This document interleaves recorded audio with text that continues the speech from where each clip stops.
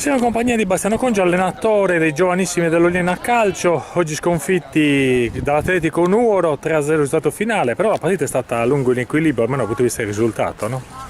Beh sì, poi sul 2-0 un pochino abbiamo mollato, però i ragazzi oggi hanno fatto una buona partita secondo me, e hanno giocato la palla, ci manca ancora quel po' di cattiveria che serve per fare risultati in un campionato difficile come questo dei giovanissimi regionali. Ecco, quali sono gli obiettivi per un allenatore di calcio giovanile quando si allena una squadra giovanissimi che viene dalla scuola a calcio? Ovviamente deve ancora respirare un po' il clima agonistico, no? Ma gli obiettivi sono quelli anche societari, diciamo che noi siamo una società giovane che ha come obiettivo anche quello di non tralasciare gli aspetti educativi e sociali dei ragazzi.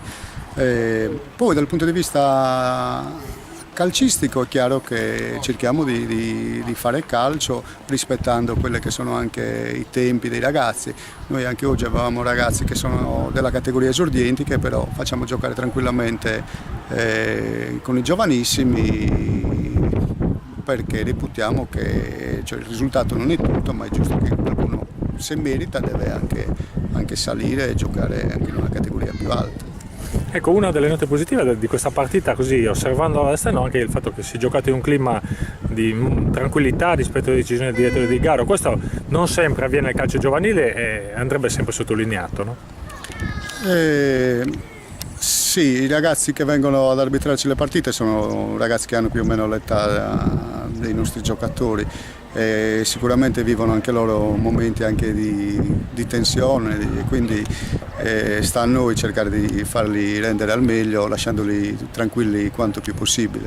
Spesso il clima della partita ci porta a volte anche sia tecnici che dirigenti o allenatori a protestare, ma bisogna cercare proprio di evitare di farlo questo perché non ha senso.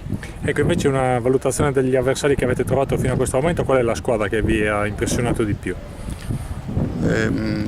Gli avversari di oggi sapevamo che era una bella squadra, una squadra che giocano bene a calcio, tentano di giocare sempre la palla e quindi probabilmente la partita è stata, diciamo, anche se giocate a ritmi bassi, bella perché sono una squadra che gioca e lascia giocare, quindi quando trovi squadre del genere tutti i ragazzi riescono a esprimersi al meglio.